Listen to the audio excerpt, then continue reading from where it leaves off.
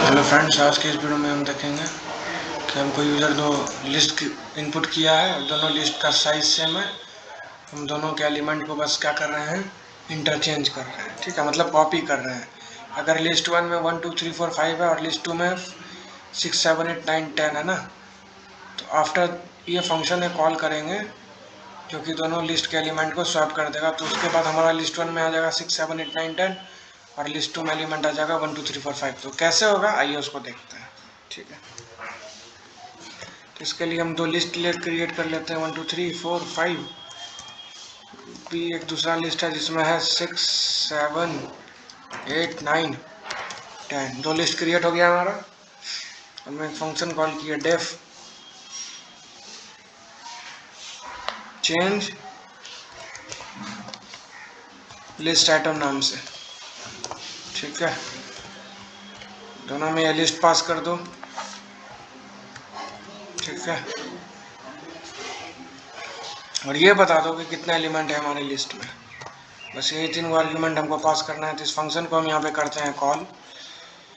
Change list item में ए पास किए, B पास किए और कितना एलिमेंट है, 5 एलिमेंट है। ठीक है, अब इसका कोड कैसे लिखेंगे वो देखते हैं।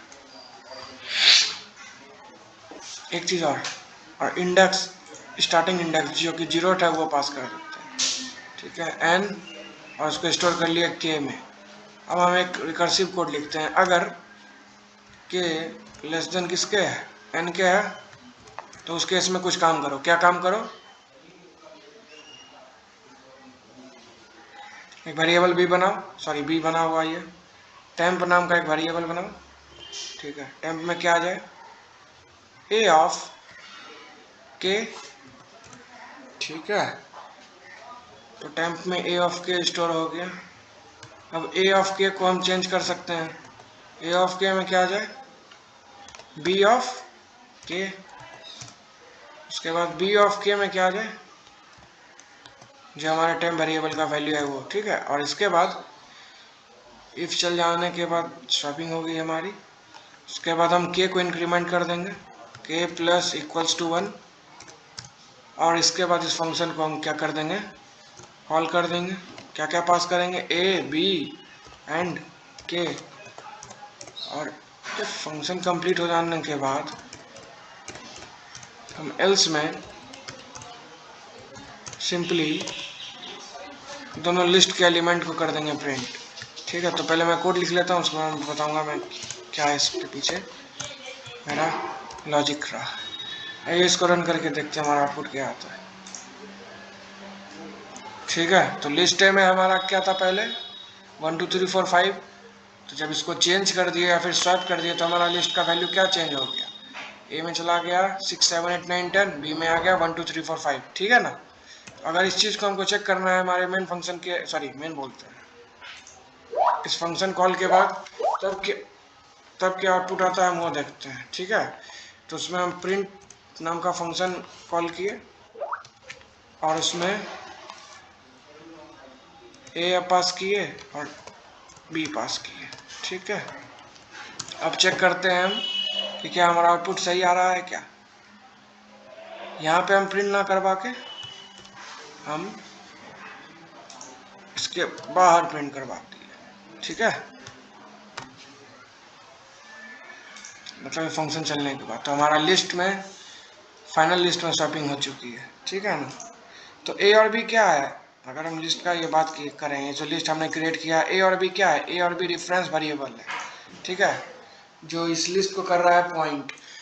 बेसिकली पाइथन में पॉइंटर नहीं होता है, बट अगर आप इसका इंटरनल वर्किंग समझिएगा तो ये पॉइंटर का ही कॉन्सेप्ट है।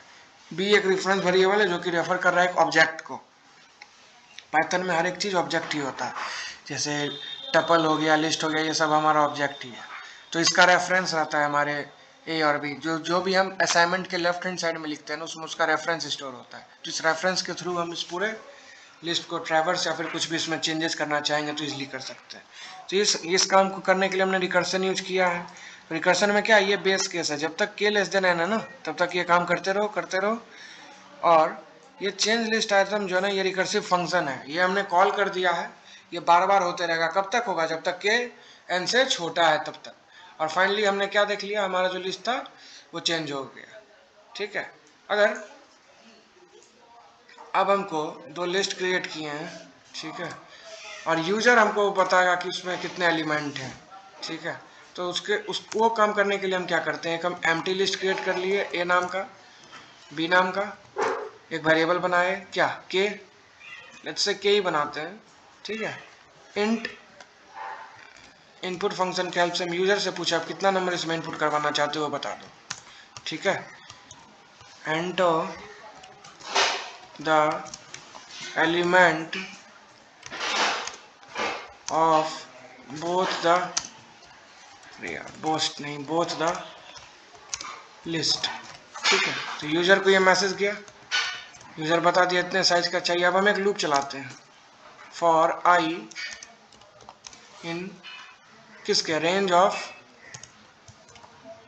के यहाँ एक वेरिएबल बना है बी नाम का, इंट इनपुट फंक्शन के हेल्प से हम यूजर से इनपुट ले लिए, ठीक है। उसके बाद नथिंग बट हम क्या करेंगे, हम ए भी हमारा क्या है ग्लोबल वेरिएबल है, तो उसको हम यहाँ पे एक्सेस कर सकते हैं, तो ए डॉट अपेंड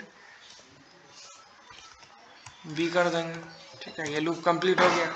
उसके बाद फिर से एक लूप चला for I in range of के सी असाइन इंट इनपुट, ये भी एक नंबर इनपुट किया। उसके बाद हम इसको किस में स्टोर कर दिया, बी डॉट अपेंड फंक्शन के हेल्प से इसमें असाइन कर दिए, ठीक है। अब उसके बाद हमने ये जो फंक्शन कॉल किया इसमें ए भी पास किए और क्या क्या पास कर देंगे, ए और बी लिस्ट है हमारा जिसमें एलिमेंट स्टोर है, उसके बाद कितना एलिमेंट है वो के है और स्टार्टिंग इंडेक्स है 0। आइए इसको रन करके देखते हैं हमारा आउटपुट क्या आता है, एरर तो नहीं है ना। Enter the element of the list, 5 element हमको दोनों में स्टोर करना है, 1 2 3 4 5 6 7। वेट कुछ एरर आ गया, क्यों?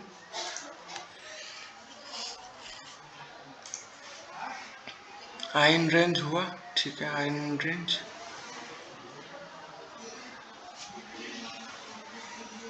वेट अ मिनट, इस चीज को ना हम एक फंक्शन बना के करते हैं, ठीक है।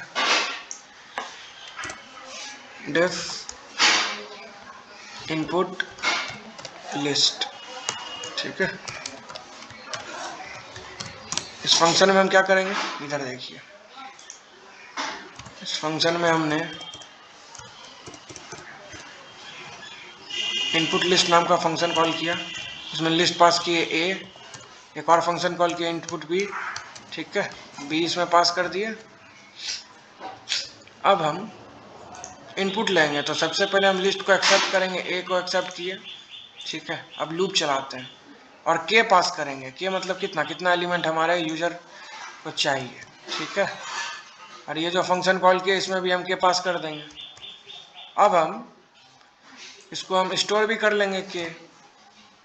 अब एक लूप चलाते हैं फॉर आई इन रेंज, कब तक करना है तो यूजर बताएगा, के तक काम करना है हमको, ठीक है।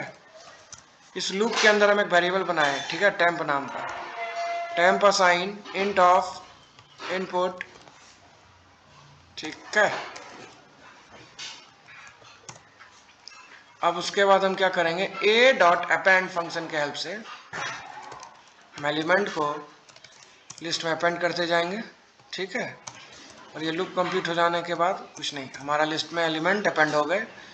जब भी हम इस फंक्शन के अंदर आए ना, हम एक मैसेज प्रिंट कर देंगे, print enter the element of the list, ठीक है। आइए अब इसको रन करके देखते हैं, एरर नहीं है। Enter the element of both the list, 5 element हमको स्टोर करना है, enter the element of the list 1 2 3 4 5, ठीक है। Enter the element of the list 6 7 8 9 10, ठीक। तो हमने क्या देखा, पहले लिस्ट ए में ये सारे वैल्यू स्टोर हो गए, दूसरे लिस्ट बी में ये सारे वैल्यू स्टोर हो गए, और फाइनली हमने ए और बी नाम का जो, सॉरी नाम नहीं, ए और बी जो लिस्ट था उसको प्रिंट कर दिया। तो ए में क्या था, पहले इनिशियली 1 2 3 4 5, जब हमने ये फंक्शन कॉल किया तो उसका एलिमेंट चेंज हो गया, तो 6 7 8 9 10 हो गया। और बी लिस्ट में 1 2 3 4 5 हो गया, ठीक है। तो ये हमारा डायनेमिक हो गया। एक काम और हम कर सकते हैं, इंस्टेड ऑफ प्रिंटिंग हेयर हम एक मैसेज भी प्रिंट कर सकते हैं, एल्स को कमेंट आउट करते हैं, ठीक। इस प्रिंट को भी कमेंट आउट करते हैं, इस प्रिंट को भी कमेंट आउट करते हैं, ठीक है। अब हम एक मैसेज लिख देते हैं, element present in our list A is, A में जो भी एलिमेंट प्रेजेंट है वो ये है, ठीक है। कमा दे के हम इसको प्रिंट कर दिए। फिर से बी जो लिस्ट है उसमें कौन सा एलिमेंट है उसके लिए भी हम मैसेज एक प्रिंट कर देते हैं,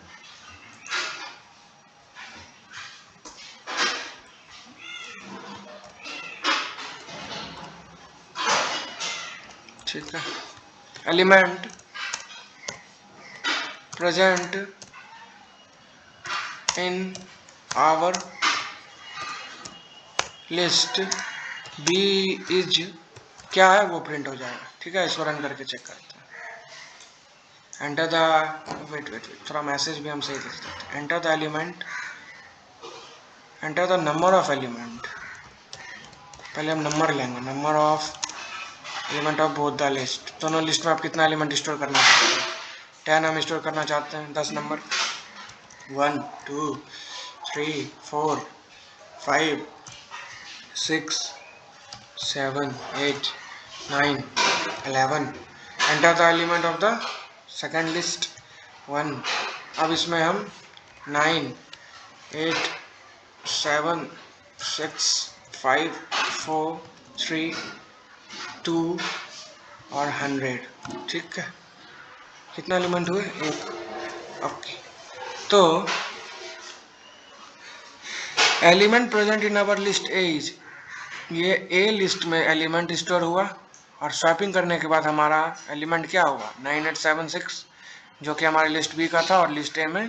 तो इसको कहते हैं एलिमेंट को इंटरचेंज करना। हम जब भी लिस्ट को यूज करते हैं ना, तो अगर हमको उसमें कोई ऑपरेशन, दो लिस्ट गिवन है और हमको लिस्ट में जो एलिमेंट है उसको स्वैप करना है, तो उस केस में हम ऐसे ही काम करेंगे। तो ये डायनामिक है, हम यूजर से इनपुट ले रहे हैं आपको कितना नंबर को। लेकिन एक चीज इसमें कंफर्म है कि ए लिस्ट और बी लिस्ट का जो साइज है वो सेम होना चाहिए। अगर वो उसमें 5 एलिमेंट है तो बी लिस्ट में भी 5 एलिमेंट है, तब ये लॉजिक हमारा उस पर सही से काम करेगा। तो आज की इस वीडियो में बस इतना ही, मिलते हैं अगले वीडियो में। अगर आपको इसको समझने में प्रॉब्लम आई तो कमेंट कीजिए, मैं इसको और अच्छे तरीके से इसका इटरेटिव कोड भी लिख के बताऊंगा। तो ये हमारा बेस केस, सॉरी ये हमारा बेस केस है, ये हमारा वर्क है, हमने क्या काम किया है रिकर्सन करके, और ये हमारा रिकर्सिव केस है, ठीक है। तो आज के इस वीडियो में बस इतना ही, मिलते हैं अगले वीडियो में, तब तक के लिए बाय।